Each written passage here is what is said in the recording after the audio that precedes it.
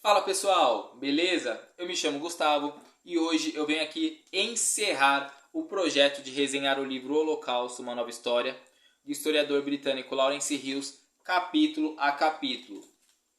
Sendo assim, neste vídeo eu falarei sobre o capítulo número 18, que se chama Matar até o Final, e vai da página 470 à página 494, e vai retratar o final do ano de 1944 e a primeira metade do ano de 1945. Ou seja, a Segunda Guerra Mundial ela se encerra em agosto, com os lançamentos das bombas nucleares tanto em Hiroshima quanto Nagasaki. Aí sim o Japão desiste da Segunda Guerra. No entanto, o livro ele não vai se estender até este momento. Ele vai parar ali em maio de 1945 com a derrota da Alemanha, certo?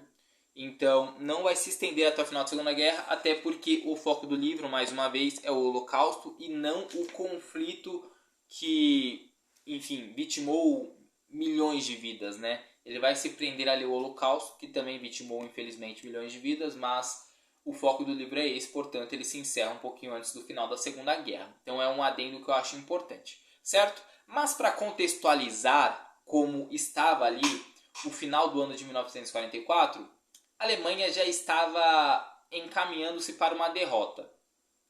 Ela já havia perdido a aliança da Itália, que agora declarara guerra contra ela. O mesmo havia acontecido com a Romênia. E no final do ano de 44, a União Soviética consegue invadir a Bulgária, que faz o mesmo processo. Ao ser dominada, ela vai lá e declara guerra à Alemanha, certo? Só que, basicamente, a Alemanha ela já estava ali bem mais fechada, né? Nós estamos falando naquele momento de uma Alemanha que ainda tinha, por um instante, a Polônia, e logo logo perderia. Tinha a Áustria, tinha o Japão, mas era um eixo ali já bem menor do que foi anteriormente, né? O auge da Alemanha foi ali o final de 1941. Desde então era uma Alemanha que só vinha perdendo conflitos, perdendo batalhas e cada vez mais retrocedendo territorialmente, no que inclusive o líder alemão chamava de espaço vital, né? Cada vez mais ela estava perdendo esse espaço vital. E chegando em 44 acontece algo muito relevante também, que é a Polônia. A Polônia ela é conquistada em alguns territórios. Dentre esses territórios, a União Soviética consegue chegar ao campo de Majdanek. Vou deixar escrito aqui mais uma vez, porque é difícil pronunciar esses nomes poloneses, enfim, é bem complicado. Mas os soviéticos eles conseguem capturar esse campo. Ali eles conseguem perceber como era mais ou menos um campo de concentração e conseguem perceber o quão horripilante e desastroso era aquilo, né? É claro que os alemães, antes de evacuarem esse campo, eles queimaram muitas coisas, eles destruíram muitas coisas. Esse campo, como eu disse, ele já havia sido evacuado, os prisioneiros haviam sido mandados para Auschwitz. Então ali não havia tantas provas, mas ainda assim existiam restos de algum eventual vítima, coisas que mostraram ali como era o tratamento, e aquilo ali já chocou o mundo naquele momento. Então, cada vez mais pressão para que os aliados fizessem algo, não só apenas em relação ao final da guerra, mas algo em relação aos campos, muitas sugestões de bombardeio às câmaras de gás e tudo mais, coisa que não é feita e que inclusive o Lawrence Hughes questiona no livro. Se fosse com prisioneiros ingleses, norte-americanos, soviéticos, enfim, se fossem prisioneiros, soviéticos até tinham, né? Mas se fossem prisioneiros pertencentes a esses grandes países, será que talvez o desfecho não tivesse sido um pouco diferente? Ele questiona isso, mas isso é algo que fica muito no campo das ideias, então nem compensa se aprofundar muito, mas o Lawrence Hughes trabalha um pouco essa questão. Coisas de alguns parágrafos, mas é trabalhado também. E pois bem, a guerra vai seguindo e chega um momento onde a Hungria, através do almirante Hort, ela começa a negociar uma paz com os aliados. Ela mesma já queria sair. No capítulo anterior, ou melhor, no vídeo anterior falando sobre o capítulo anterior, que foi postado ontem, eu conversei com vocês sobre a tragédia húngara, né, sobre toda a pressão que era feita em relação à Hungria. E o almirante Hort ele não queria mais estar do lado dos alemães. Então ele negociou uma paz com os aliados, só que a Alemanha descobriu. E aí eles foram lá, sequestraram o filho do almirante Hort, forçaram ele a abdicar do seu cargo e passar esse cargo para o... Eu vou passar o nome dele, pessoal, porque não é um nome muito simples de ser pronunciado.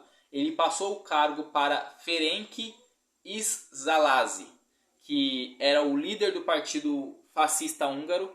Então ele cedeu seu cargo para essa pessoa por causa do seu filho.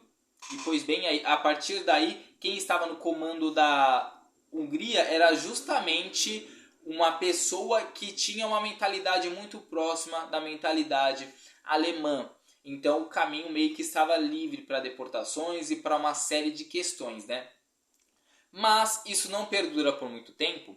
Isto porque a União Soviética vai entrar num conflito que vai durar por 2 meses. E no final desse conflito ela vai conseguir conquistar também a Hungria. Salvo engano, ela conquista a Hungria em dezembro de 1944. E a partir daí é só retrocesso da Alemanha, retrocesso, retrocesso, retrocesso. Começa ali também um processo de evacuação de Auschwitz, quando 58 mil judeus, ou prisioneiros, se vocês preferirem, como vocês escolherem chamar, eles são evacuados de Auschwitz e são levados em direção à Alemanha. Só que algo muito marcante é que eles não foram evacuados dessa vez em trens, em veículos, enfim, não, foram marchando a pé. Todos os prisioneiros que estavam ali em condições precárias, com alimentação precária, muitas dificuldades, eles tiveram que sair de Auschwitz e ir caminhando em direção à Alemanha a pé.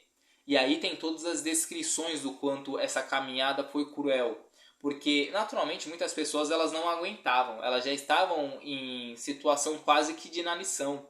Fracas, sem alimentos, sem forças. E aí, quando elas não conseguiam e caíam por algum motivo, ou quando elas paravam, elas eram vitimadas por um tiro. Ou seja, elas perdiam a vida de uma forma ou de outra.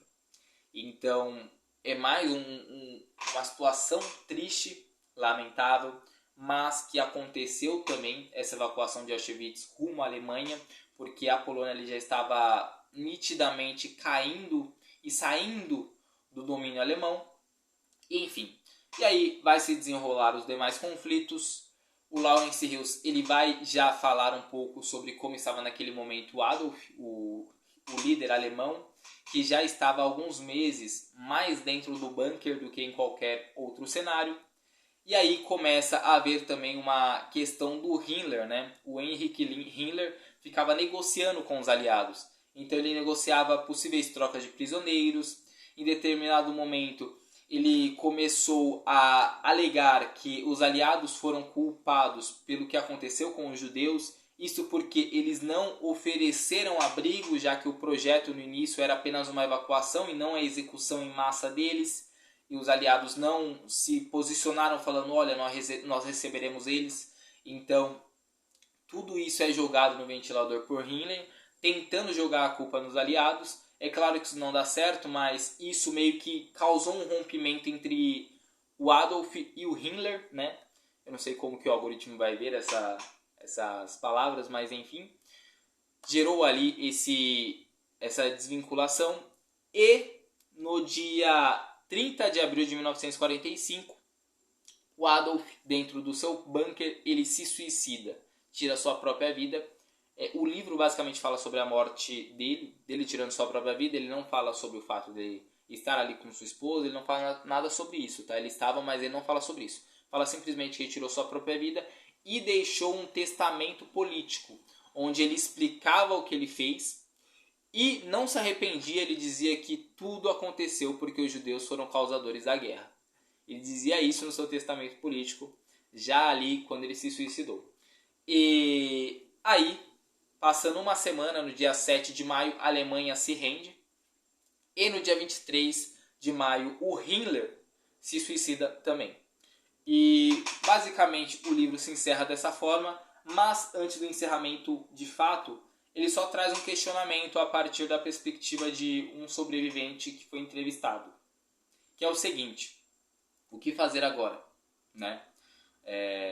Sem o lar, sem os familiares, sem tudo que cercava a vida dessa pessoa antes da guerra, o que fazer, né?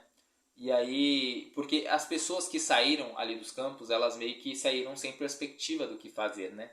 Depois de uma situação tão chocante, de passar pelo que passaram, de perder quem perderam, era muito complicado para essas pessoas. É claro que isso vai acabar culminando ali na criação do Estado de Israel, mas inicialmente as pessoas saíram dali sem um norte, sem um porquê, sem o que fazer. Mas enfim, pessoal, foi isso que o último capítulo desse livro trouxe. Um livro muito bacana, foi muito legal essa experiência de poder compartilhar com vocês capítulo a capítulo. Eu achei interessante por não perder conteúdo, né? Eu acabo conseguindo trazer mais informações através do vídeo, mas é claro que também acaba sendo um processo mais demorado para falar com vocês e até da minha parte para gravar, para organizar tudo. Mas foi muito bacana. Eu espero continuar fazendo projetos assim, com livros específicos e mudando apenas uma coisa: capítulos maiores ou trechos maiores. Se o capítulo for maior, eu resenhar de 2 em 2, 3 em 3, porque esse projeto aqui, pela minha experiência, os capítulos às vezes eram meio curtos, tinham capítulos de 20 páginas, às vezes tipo fica, o que eu vou falar no vídeo? Não tem tanta informação assim. E enfim, mas via de regra foi uma experiência bacana, gostei bastante, espero que vocês tenham gostado acima de tudo. Se não gostaram também, podem se posicionar. Estou aqui para tentar fazer um conteúdo agradável para vocês, certo? E é isso, pessoal, muito obrigado pela atenção, obrigado por terem acompanhado durante essa trajetória. Um forte abraço, até a próxima.